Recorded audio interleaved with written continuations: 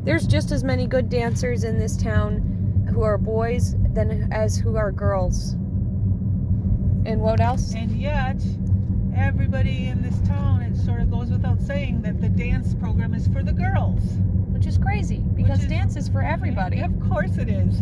So the culture has so narrowly defined what a woman is and what a man is that this pushback should be expected, and people shouldn't have to push back. The parameters should not be the way they are. The parameters are stifling and ridiculous and not real. Yeah. Most of them. That makes a lot of sense. But the stifling is all well-intentioned to try to keep these boys in their place, but that's so silly.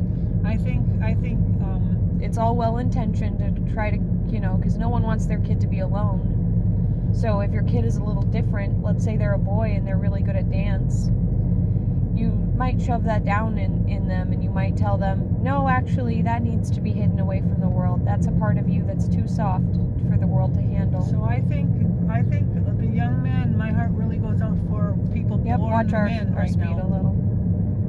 Nope, I'm good. Yep, I figured. But I wanted to tell you about this. You've had some experience in honor choirs, and I wanted to tell you, when we were in North Dakota, which was a very rural, very conservative background, yep, they knew still that boys were sopranos.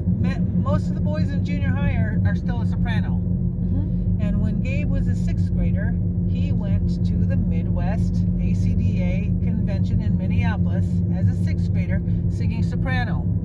Yeah. When he was a 7th grader, he sang soprano at the North Dakota one. He sang in a treble choir with mostly girls, mm-hmm. and it was 3-part. Mm-hmm. Soprano, second soprano, alto. And that was a dignified place to be. That was a dignified place to be. There wasn't as many boys. It was fewer boys. There was a mixed choir offered too, for people whose voices had changed, but his hadn't. And he got placed in the treble choir, and it was fine. But when we moved to Iowa, and I helped students audition for these, the boys, there was no place for a treble singing boy in Iowa. They had trouble placing him after that, you're saying? Not Gabe was too old, and Paul's voice had changed. But for the kids I worked with who were a boy soprano, they had to pretend they were a tenor. Because the only option for boys was the boys mixed choir with first tenor, second tenor, first bass, second bass. And so if you were a soprano, you had to sing at the bottom of your range and pretend you were a tenor. Yeah. Because somebody thought masculinity was too frail to handle the boys singing soprano. That's crazy. And see, to me, they're thinking masculinity is too frail. I think masculinity is strong enough. I could have been placed anywhere in a choir, and they were so hesitant to place me on the lower parts because there were more girl folk who could sing that low, than who could sing up really high. But I just wanted to be able to relax and sing the low part sometimes, as well as sing the high part sometimes. Yeah. That was something that I had to negotiate with my choir teachers, but usually they liked keeping me for the hardest parts. Which was because I had, the parts that go really, really high for the women, or they would put me on the alto only if it was a challenging enough part to justify putting me on a lower. Right. Pam had I think that because they didn't want to seem gender judgy to me either, maybe on some level. Probably had nothing to do with gender. Probably has all to do with your voice. But I was the only member of the choir who tried to wear a tie because they said it's funny tie night, and I said, that's awesome, I want to wear a funny tie.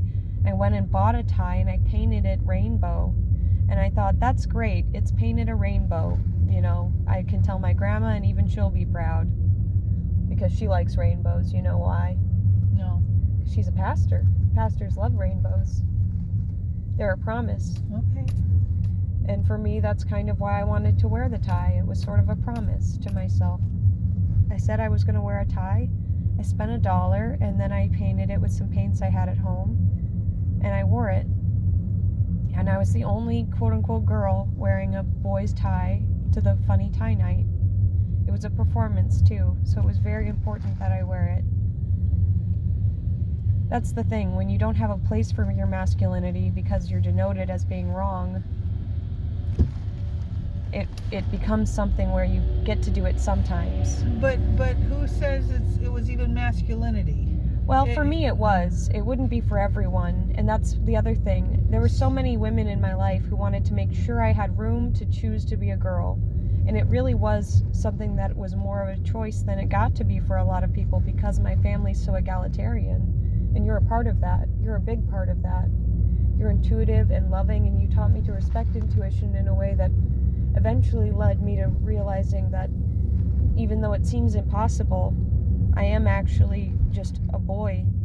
Even though I'm also maybe a little bit of a girl too. I haven't earned girlhood because I've been included in the girl club enough times. No, nobody earns who they are. It's like an experience, though, and experiencing life as a girl doesn't mean nothing to me. I should be so lucky to be confused for a girl. I love women. Women are incredible and fantastic.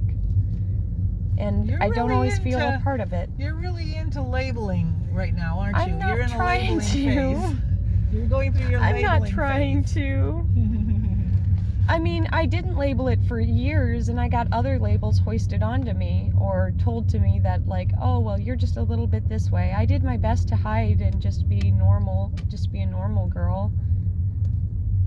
I thought that would make it so that I would be a normal girl if I just practiced it enough. But it didn't quite fit. Did it ever feel weird when you were being a girl? In your relationship with... When I thought I was a girl and I totally felt maybe like that would be okay. When you were in your relationship with Kat and you were being a girl, I was out to Kat before we were in a relationship. She actually knew. But I came out in my relationship with Ryan, but it was very private. Only the person I was dating knew for a while because I couldn't tell everybody. I just couldn't. So is that why you broke up then? Me and Ryan? Yeah. A little bit. I think that Ryan is not into boys, and I think that me being a boy made it less interesting to him in some ways, which makes sense. He's not into boys. But, you know, I look like a girl, so it's almost normal.